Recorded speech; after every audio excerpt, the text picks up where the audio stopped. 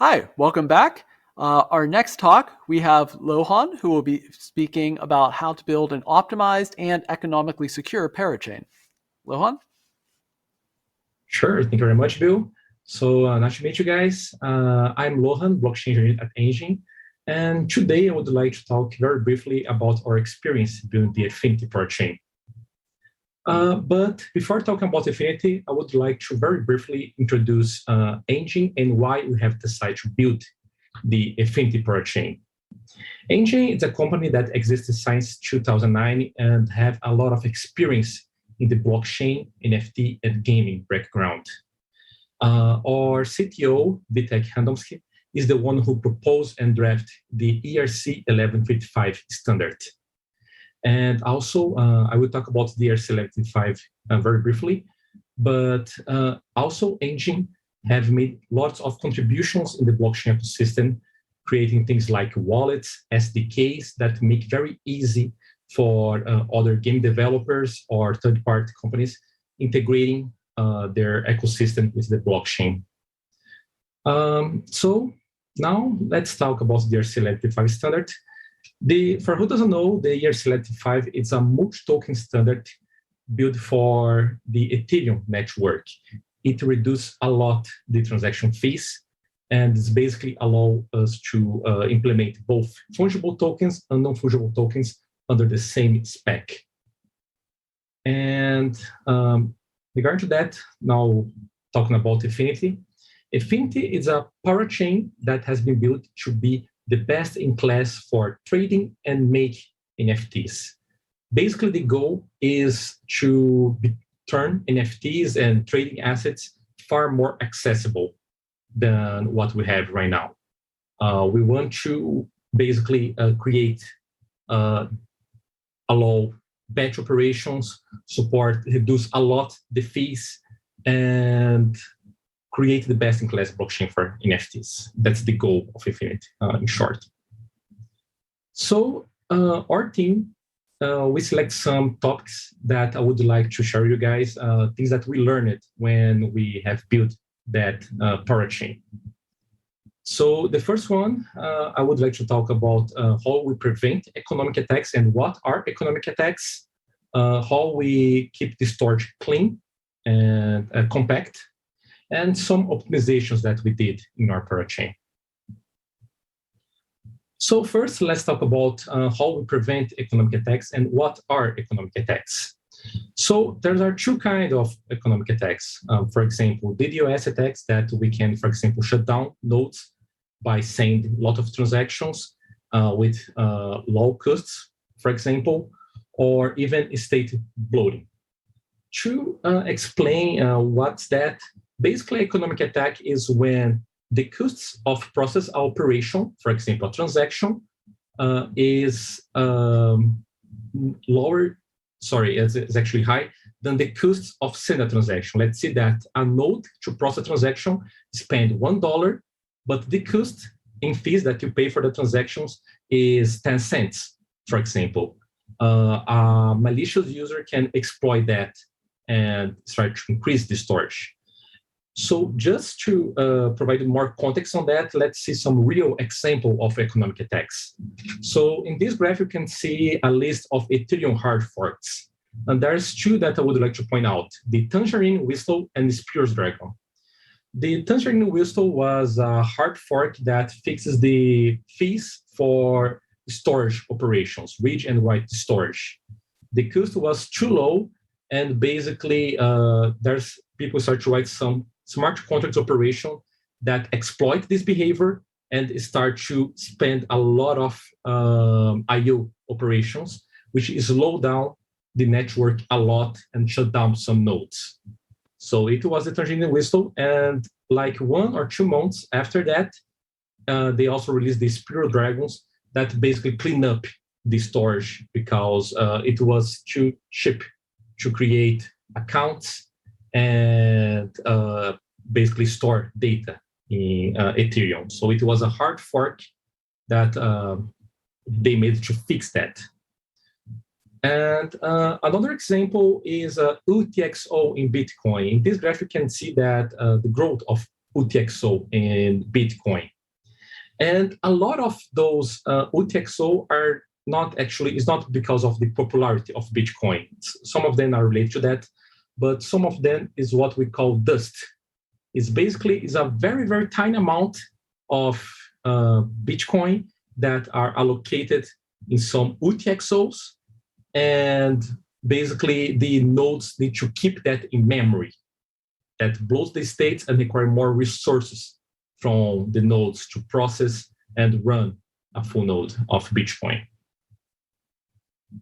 So, and in that graphic, we can see, for example, in the blue line, we can see the number of accounts in Ethereum from the entire period for the last 5 years, I think. And in the black line, we can see the average of Ether per account. So we can see that actually the number of accounts have been increased, but the number of Ether per account has decreased. And again, that consumes a lot of resources from the nodes. Basically, the developers from the nodes have to create a lot of clever stuff to mitigate that that does not use a lot of memory for storing this kind of data. And in Substrate, as you guys know, one way that Polkadot and the asset balance provide to mitigate that is providing the existential deposit, where the account needs to have a minimum amount of tokens in order to exist. So this is a way for preventing this kind of attack.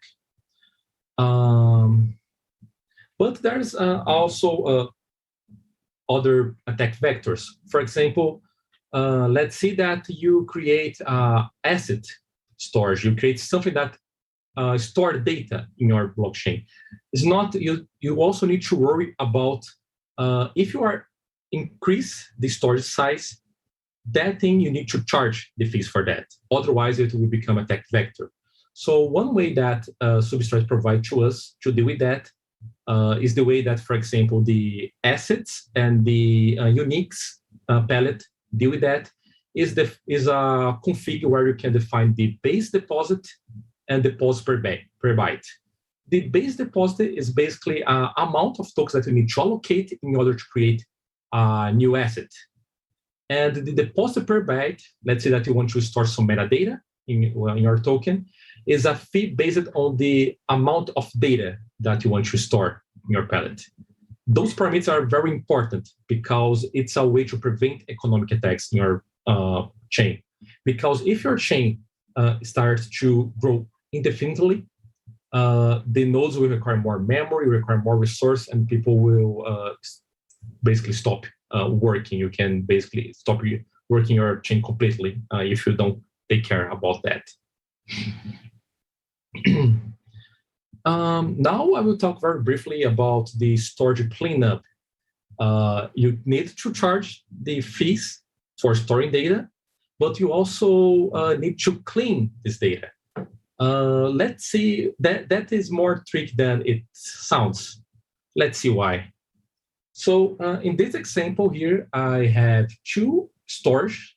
One that we basically keep the assets, and we have the attributes associated to this asset in the second one. So basically, you can think like we have a table of assets and another one with the attributes associated with that asset. The trick thing is when we need to delete an asset, for example. In this case, that's a very bad way to do that. When you destroy an asset, you basically remove that, and you remove all attributes associated with this asset, and you do not take account how many attributes you have per asset. Remember that an attribute is a mapping, so you can have like 1 billion attributes associated with this asset.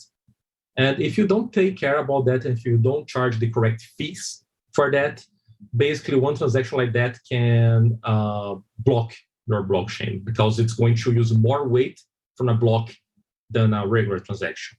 So a better way to do that, for example, the most simple solution is, for example, charging the worst case scenario. So let's say that you can have up to 20 tokens per asset.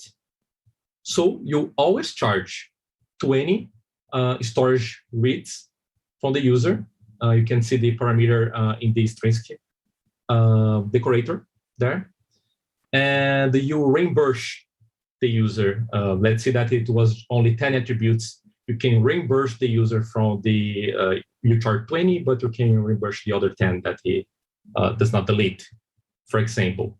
But the bad thing about that is that we always charge the worst case scenario. So let's say that you want to allow like millions of attributes for this token. So that's not a good solution for that. Another one, that's the one that I think that Pellet Unix is using, is providing what we call a extrinsic witness. So basically, when you send a transaction to delete a token or do some storage operation that you need to clean up your storage, you can provide, for example, a tip of how many tokens you have associated with this attribute. This solution is good because you charge the exact amount of tokens that the user have, but have some downsides of that.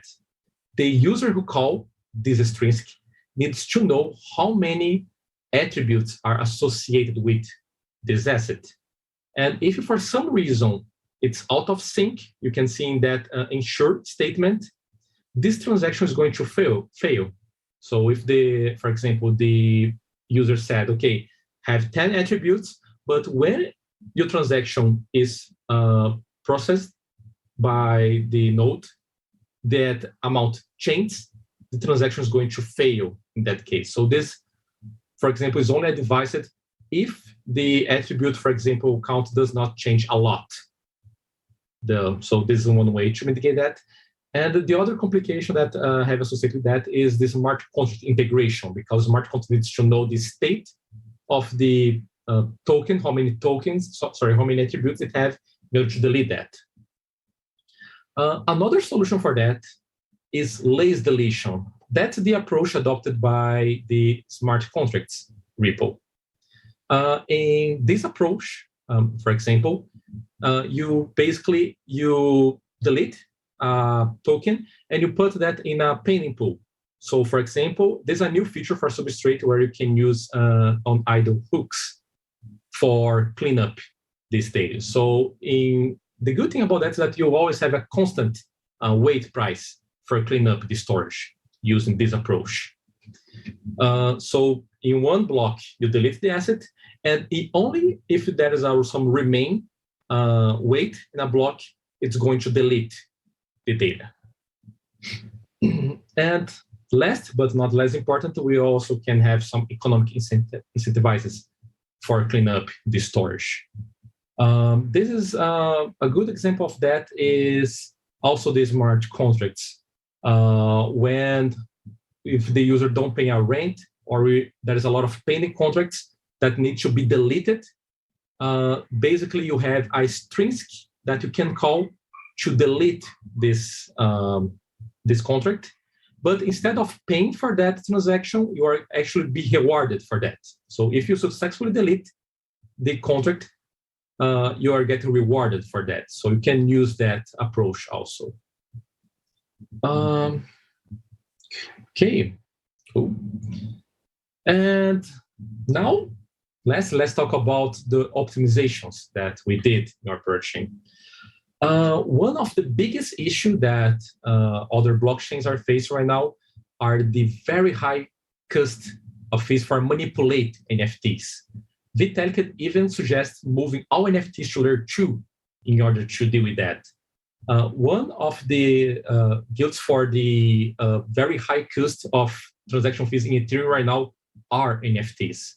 I checked that today, and it's up for doing a simple transfer of ERC 721 token. It's about $20. So it's not very accessible. We cannot make NFTs mainstream with those very high transaction fees. But let's see why it's so expensive to manipulate NFTs in Ethereum and in other blockchains. So Very briefly, the way that Substrate and other blockchains represent the data internally, they use a data structure called basis 16 modifier Merkle 3 or Merkle Patricia 3. In this example, we can see the structure from Ethereum specifically. Polkadot have a slight different structure. They don't have extension nodes, only branch and branch extension and leaf nodes. But that's how Merkle 3 looks like. But a simplified version of that is that one here. So this, for example, is how the Parachain mix represents data. So we have a path in that Merkle tree that represents the asset. And we have at the end of each node, we have who is the owner of that NFT. So in that example, let's look at the first NFT there. So for example, the NFT 0x97B96B07A. That's the NFT ID, for example. The owner is Bob in that example. When we transfer that NFT, we actually need to update all those nodes in order to change the owner of that NFT. And that's even worse when you need to do, for example, a batch transfer. Let's see that John wants to transfer all its NFT to Fred, for example. In that case, it needs to update a lot of nodes, and each one of them, it means that we need to read the storage, update the owner, calculate the hash of each one of those nodes. And that's really expensive, computational expensive. And in Infinity, we want the ability to mint not 100, we want to mint millions of tokens at once. We want to transfer billions of tokens at once. So using that structure, that's not possible. And just for example, the real Merkle tree structure that have millions and millions of tokens will look more like that. It's actually there's a way to fit millions of tokens here. So this approach does not scale. So one thing that we did in Infinity for optimize that, and is one thing that Substrate allows us to do, is optimize, change the way that we actually store this data. So instead of storing one owner, one NFT per node in that Merkle Patricia tree, we are actually doing what we call a chunk. We can compress like 100,000 NFTs in one node. So when we upgrade that node, basically we can manipulate 1,000 NFTs with just one storage write and one storage read. And another thing that we are doing, instead of the blockchain is asynchronous. A single blockchain works synchronously. So instead of allowing the user to provide, for example, I want to make the NFT with that number, we have a sequence number. So these things basically allow us to, for example, mint millions of NFTs in a single transaction. That is not possible in Ethereum. That's not possible in any other blockchain. So just to show you guys some benchmarks in comparison, the base implementation that was inspired in Parachain Unix, we can see in the first graph how many weight we use for the first implementation. For example, we can even see the graph of the storage optimization, because it was like 5,000 using like 5,000 less weight than the common implementation. And same for batch transfer and single NFT transfer. The only downside, we have a little degradation performance for single transfers, but the benefits of minting many NFTs at once and transfer that then in batch basically suppress those drawbacks. So yeah, it's pretty much that, and let's open to questions. Thank you very much. All right. Yes. Thank you. Thank you very much, Lohann. There's a couple of questions that we had here. I'm especially curious. You had mentioned wanting to handle very large numbers, millions of NFTs, And I know this question is probably going to come with a lot of caveats, and but do you have any estimates on how many you can handle, like theoretically on your chain, like how many NFT transfers in a given amount of time, or? We don't have this number because, for example, right now the block weight for parachains are coupled by 50 milliseconds, and we actually need. It depends a lot of. There's a lot of variables on that. In your benchmark tests, using the tools that Substrate provide to us, we only have a direct comparison, and we achieve like 50,000 improvement for that. It means that using the Oh same wow. transaction, we can improve like 50,000 more NFTs using the same weight. We have that in our website if you guys want to see details how we did that. Okay, yeah. Yeah, I definitely would be interested in looking into that.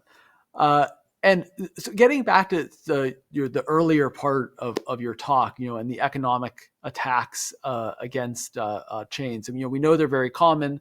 I'm curious. Do you have any thoughts on how important or how prevalent those are compared to other, perhaps more traditional attacks?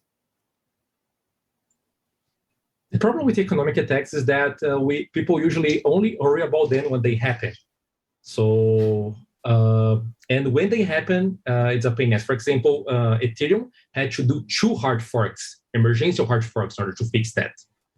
So I think that it's better to you charge a high fee, thinking the worst case, and decrease the fees if you find out a way to solve that in the future. So yeah, that's my tip. Don't prevent economic attacks before they happen, because when they happen, it's terrible. Yeah. Yeah. And I guess, yeah, very unexpected and often like black swan like to determine. All right, well, thank you very much for a very interesting talk. So we will now be taking a break. So please make sure to use the time to either network or just sit back and enjoy the music. And when we come back, Branimir Rakic will be giving a talk on semantic substrate, building with the decentralized knowledge graphs.